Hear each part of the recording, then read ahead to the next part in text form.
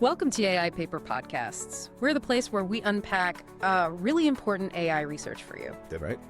And today we're going way back in AI terms to 2013. We're looking at a truly classic paper, Playing Atari with Deep Reinforcement Learning by Minzhou and the team at DeepMind. Ah, yes, a foundational piece of work. Definitely shaped a lot of what came after. Absolutely. And look, if you're just here for the quick takeaway, maybe for a short clip, here's the essence. This paper, it was the first time a deep learning model, specifically a convolutional neural network, as CNN successfully learned control policies, basically how to play, directly from seeing the raw pixels of Atari games. Just a screen, yeah. No special hints. Exactly. And it used reinforcement learning, specifically a variant of Q learning, combined with this clever trick called experience replay. We'll definitely get into that. Yeah, and the result, it outperformed all the previous methods on 6 out of the 7 games they tested. And get this, it even surpassed human expert scores on 3 of them. Pong, Breakout, Enduro. Yeah. All with the same model, the same brain, if you will, across these different games, no game-specific tweaks. It was huge because it showed AI could learn complex stuff just by looking, just from raw senses, without us needing to handhold it with pre-designed features. It really tackled that long-standing challenge. How do you get reinforcement learning, RL, to work with really high-dimensional sensory input like vision? Before this, people mostly relied on handcrafted features. Someone would have to figure out, okay, for Space Invaders, maybe the agent needs to know the position of the aliens, the position of the player's ship, maybe the bullets. Right, you'd have to engineer that knowledge in. Exactly. This paper just said, here are the pixels, figure it out. And it did. A single deep learning model learned to play all these different games. Quite amazing, really. Okay, so let's dig into why that was so hard before. RL, with sensory data, like game pixels, what were the main roadblocks? Well, think about standard deep learning, like image recognition. You usually need massive data sets, right? Millions of images, all nicely labeled by humans. This is a cat, this is a dog. Right, lots of supervision. Exactly. But in RL, the feedback, the supervision is way different. You get rewards like points in the game, but they're often sparse. Yeah. You might only get points occasionally. They can be noisy. Maybe random elements affect the score. And crucially, they're often delayed. Delayed how? Well, you might make a move now, like moving left in Pong, but you won't know if that was a good move until, maybe several seconds later when the ball comes back. Yeah. And you either hit it or miss it. That connection between action and reward could be thousands of time steps apart. Okay, so attributing the final score back to the specific actions that caused it is really difficult. The credit assignment problem. Precisely. That's a huge hurdle. Yeah. Another big one is the data itself in RL. It's sequential. What you see in the game right now is highly dependent on what you saw a fraction of a second ago and the action you just took. Makes sense. The frames are linked. Right. But most standard deep learning techniques, especially back then, assumed your data samples were independent and identically distributed IID, like pulling random images from a giant shuffled data set. Training on highly correlated sequences can really mess up the learning process, make it unstable. So the model might overfit to a specific sequence it just saw. Yeah, or the learning updates could have huge variance. Yeah. And there's one more related issue.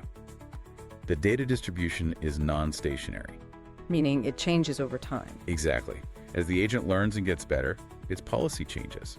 It starts exploring different parts of the game, encountering different states. So the data it's training on is constantly shifting. This is another thing that supervised learning models aren't typically designed to handle well. Okay, sparse delayed rewards, correlated data, non-stationary distribution. Sounds like a recipe for disaster for standard deep learning. It definitely was a challenge. So how did this 2013 paper, the DQN paper, actually tackle these? Let's talk about deep Q learning. What's the core idea there?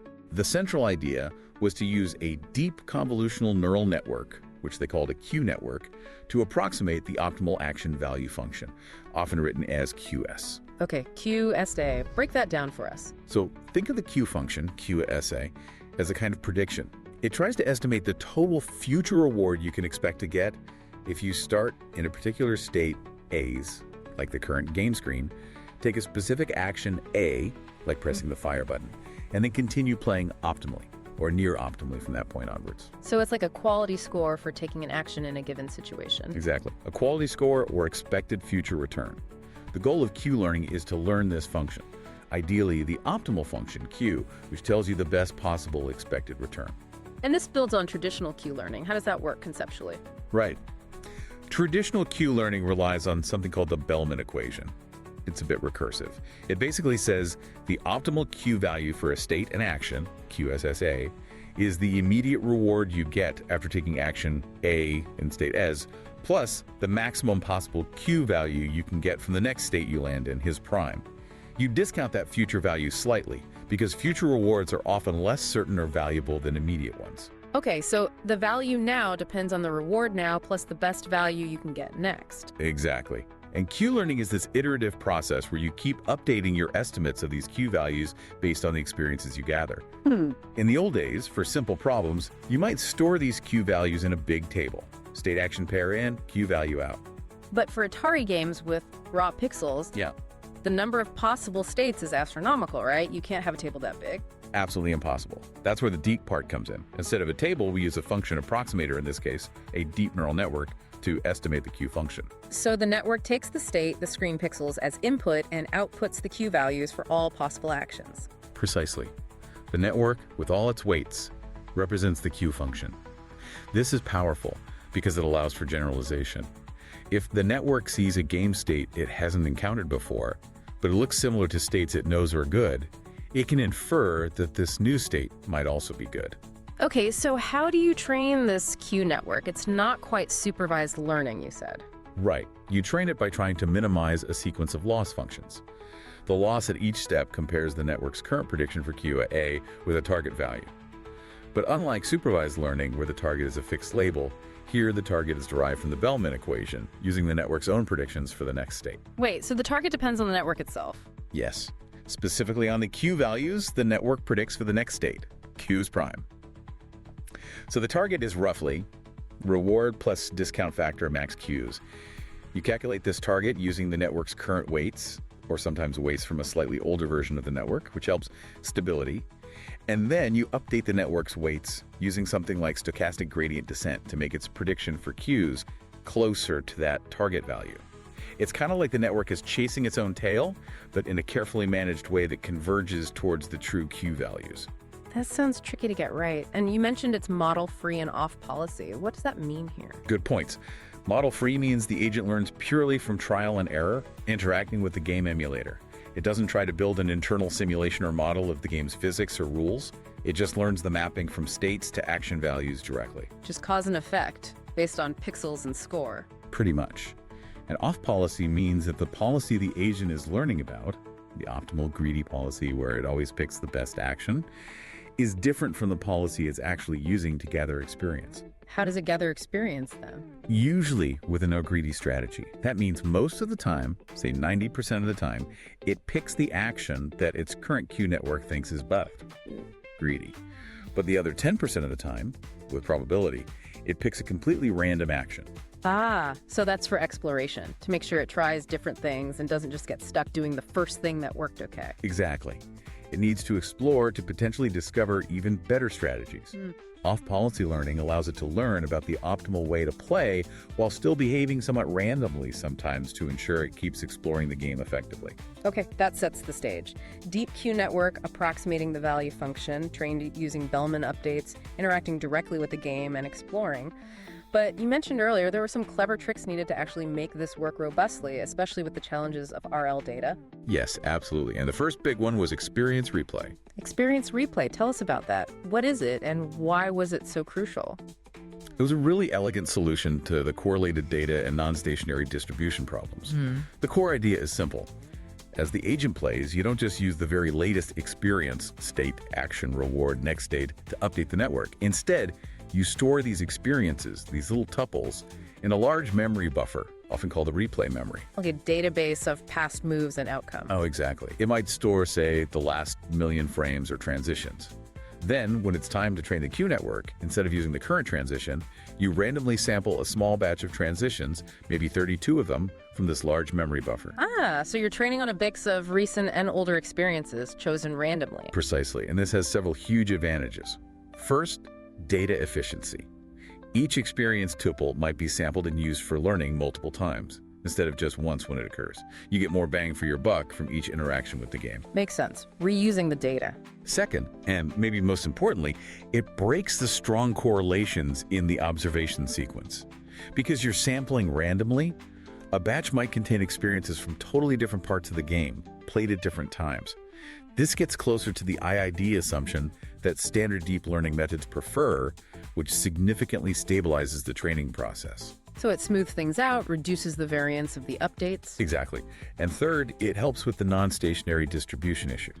Since the updates are based on a large history of behaviors, the learning is smoothed out over many past policies, preventing the rapid oscillations or divergence that can happen if you only train on the most recent, potentially narrow slice of experience generated by the current policy. Wow, okay, so experience replay sounds like it was really fundamental to getting DQN to work reliably. Oh, absolutely.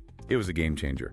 It moved RL training from being very online and potentially unstable to something more stable, more batch-based, almost like supervised learning in some ways, but drawing its labels from the Bellman equation and this memory buffer. Brilliant. Okay, so that's experience replay. The other massive component was the network itself, the deep part, the convolutional neural network. Why was a CNN the right tool for the job here? Well, this was right around the time CNNs were absolutely revolutionizing computer vision, right? With ImageNet and all that. Yeah, AlexNet was 2012. This paper came out just after. Exactly. So CNNs are specifically designed to process grid-like data like images. They use layers with learnable filters, convolutions, that can automatically detect spatial hierarchies of features. Meaning what, exactly? Meaning the early layers might learn to detect simple things like edges or corners in the game screen. Then deeper layers can combine those simple features to recognize more complex patterns, like the shape of the paddle in Pong, or an alien in Space Invaders, or the ball in Breakout. So it learns to see the important game objects and patterns directly from the pixels? Yes, and this completely removed the need for that manual feature engineering we talked about earlier.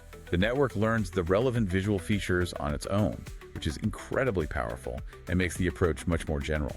Okay, so it takes the raw pixels. But did they do any pre-processing first? Atari screens are kind of low-res and have lots of colors. They did some crucial pre-processing steps to make the input more manageable and standardized. First, they took the original 210x160 pixel color frames and converted them to grayscale. Getting rid of color information? Right, then they downsampled the image to a smaller size, 110 by 84 pixels.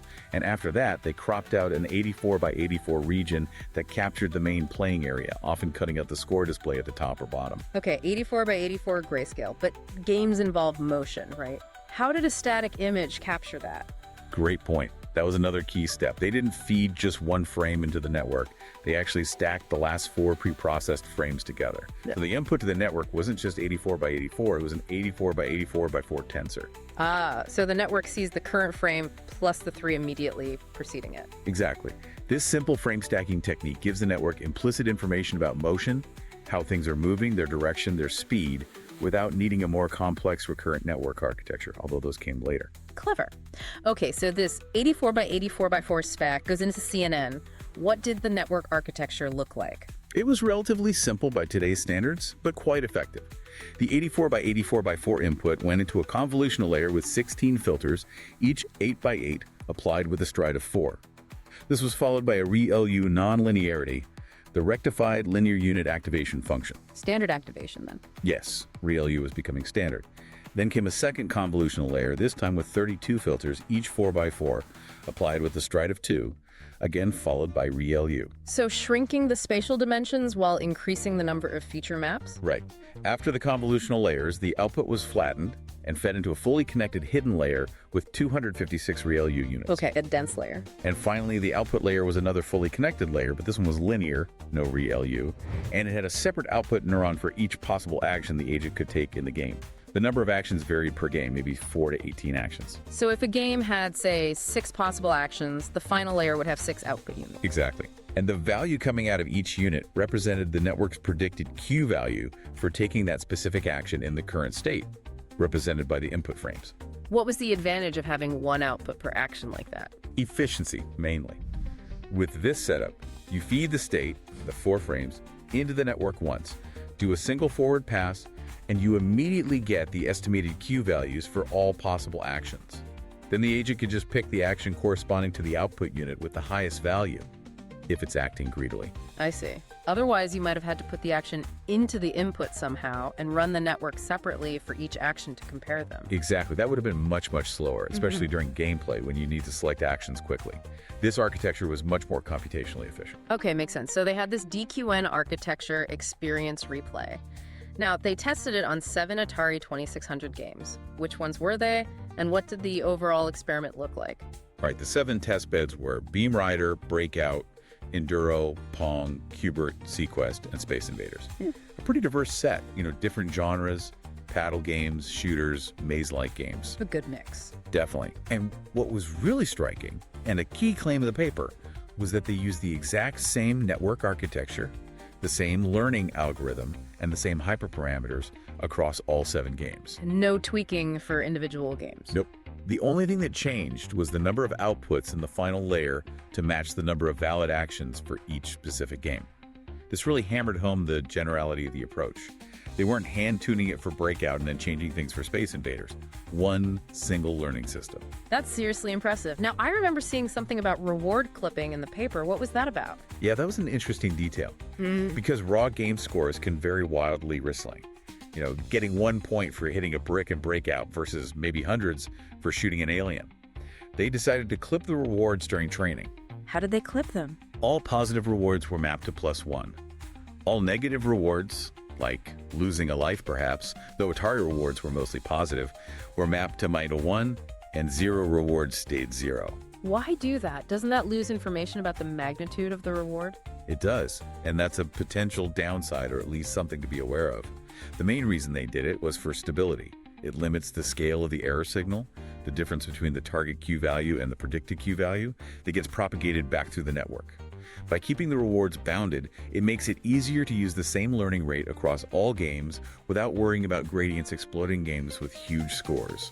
It basically kept the error derivatives under control. Okay, so it was a practical choice to aid stable learning across different reward scales. Exactly, a pragmatic engineering choice. What about other training details? Optimizer, batch size, exploration schedule? They used RMS-Prop, which is a popular adaptive learning rate optimizer at the time, sort of a precursor or alternative to Atom.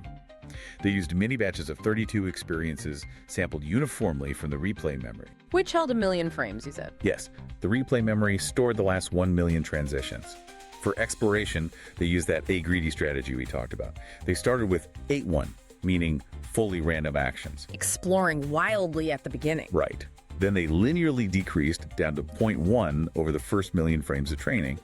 After that, they kept fixed at 0.1 for the rest of training, which ran for a total of 10 million frames per game. So even after the main annealing phase, it still took a random action 10% of the time. Correct. Still doing some exploration throughout. Oh, and they also used a technique called frame skipping. Frame skipping? Yeah, instead of the agent picking an action on every single frame rendered by the emulator, which runs at 60 Hertz, they usually had it select an action only every 4th frame.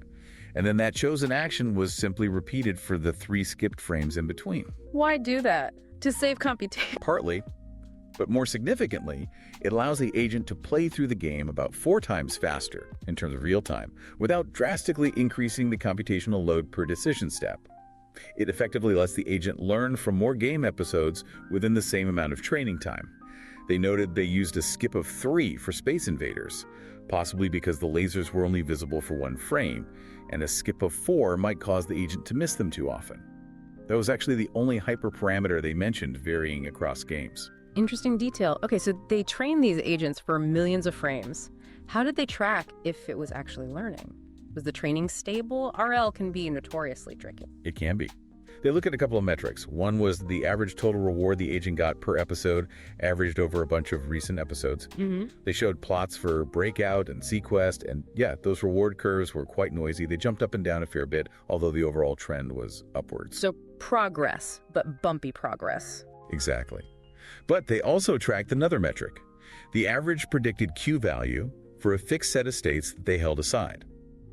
This metric showed a much smoother, more consistent increase over the course of training for those same games. What does that signify? It suggests that even if the immediate game scores were fluctuating due to the randomness in the game or the exploration strategy, the network's underlying estimate of how good different situations were, its Q value predictions, was becoming steadily more confident and presumably more accurate. And importantly, they reported that they didn't encounter major divergence issues where the learning just went completely off the rails, which was a significant achievement for combining deep networks with Q learning at the time. Stability was key. They also had that visualization for sequest, right? Trying to peek inside the network's head. Yeah, that was figure 3 in the paper. Really cool. They plotted the network's predicted maximum Q value over time during a segment of gameplay in sequest. And you can see it correlating nicely with game events. Like what? Like, the predicted value would jump up when a new enemy submarine appeared on screen, potential points. It would often peak just as the agent fired a torpedo towards an enemy and then drop back down after the enemy was destroyed, perhaps because the immediate scoring opportunity was gone. So it wasn't just learning arbitrary patterns, it seemed to be tracking the actual value or potential associated with game events. That's what the visualization suggested, yes. That the learned value function was capturing meaningful aspects of the game strategy. Okay, so the method worked, it was stable, it seemed to be learning something meaningful. How did it actually stack up against other approaches from that era? The comparison was pretty dramatic. They compared DQN against previous RL techniques like SARSA, learning with hand-coded features, and something called contingency learning, which also used features. DQN substantially outperformed these methods on all 7 games. And the key difference was DQN used raw pixels, while the others used hand-designed features. Primarily, yes. DQN learned directly from the high-dimensional pixel input, using minimal prior knowledge about the games, whereas the others relied on lower-dimensional, human-engineered feature representations. It showed the power of letting the deep network figure out the features itself. Okay, and the million-dollar question. How did it compare to humans? This was one of the headline results. On 3 games Breakout, Enduro, and Pong, the trained DQN agent actually achieved scores higher than the reported scores of an expert human game tester. Better than humans at Pong and Breakout, wow. Yep. On another game, Beam Rider, it got pretty close to the human score. It still lagged significantly behind human experts on Qbert, sequest, and Space Invaders. Any idea why those games were harder for DQN? The authors suggested that those particular games might require strategies that involve planning over much longer time horizons, sequences of actions where the payoff is quite delayed. They speculated that the DQN architecture and training method might have limitations in discovering those really long-term strategies effectively. It's something later research definitely dug into. Also worth noting, the human scores they used as a benchmark were actually higher than some previously published human scores, so it was a tough comparison. Setting a high bar.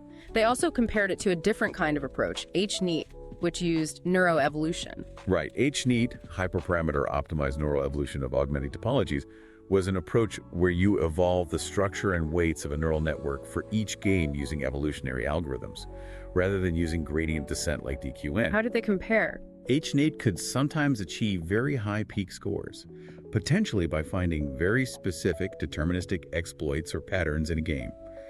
However, DQN generally performed better on average across the games. And critically, the DQN results were reported for its standard acre-greedy policy, meaning it had to perform well even with 10% random actions. It needed a robust general strategy. HNEAT policies were typically evaluated deterministically, so they might not generalize as well. The DQN success highlighted the power of learning representations via backpropagation compared to just evolving network structures for those tasks. Okay, so looking back at the whole thing, how would you summarize the significance of this paper? Why do we still talk about it over a decade later? I mean, it was genuinely a landmark paper.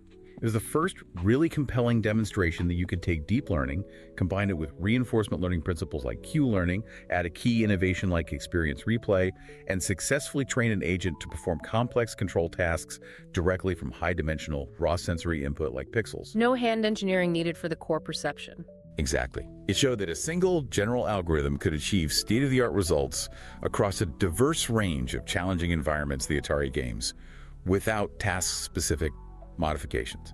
And the fact that it beat human experts on some of them was just incredible validation. It essentially launched the modern era of deep reinforcement learning. It really did open the floodgates, didn't it? So for our listeners who are deep in the tech, working in AI or ML, what are the lasting implications? How has this work shaped the field since 2013? And what were its limitations that researchers have since tried to address? Well, the core implication was huge. Deep learning could be a powerful function approximator for RL, capable of handling previously intractable problems with raw sensory data. This spurred an enormous amount of follow-up research. People immediately started working on improving DQN stability and sample efficiency. Like what kind of improvement? Oh, things like double Q learning to reduce overestimation of Q values, prioritized experience replay to sample more important transitions more often, dueling network architectures to separate the estimation of state value and action advantages. The list goes on. Rainbow DQN combined many of these improvements later on. So building directly on this foundation. Absolutely. There was also lots of work on tackling longer-term planning, using recurrent networks like LSTMs instead of just frame stacking, developing better exploration strategies beyond simple greedy, and of course applying deep RL to way more complex domains than Atari robotics, autonomous driving, complex simulations, even things like chip design. And the limitations of the original DQN. As mentioned, it struggled with games requiring very long-term planning. Its sample efficiency, while boosted by experience replay, was still quite low compared to humans. It needed millions of frames. It could sometimes be unstable on more complex tasks despite replay. And the reward clipping, while pragmatic, potentially limited performance on games where reward magnitude mattered. Subsequent research has made massive strides in addressing all of these areas, leading to the much more sophisticated deep RL agents we see today. It's amazing to trace that lineage back to this 2013 paper. Really set the stage. It truly did, a pivotal moment. Well, if this has piqued your interest, we absolutely encourage you to read the original paper. It's surprisingly accessible. And explore the incredible progress in deep RL that has happened since. Thanks for tuning in to AI People Podcast for this deep dive into a true classic.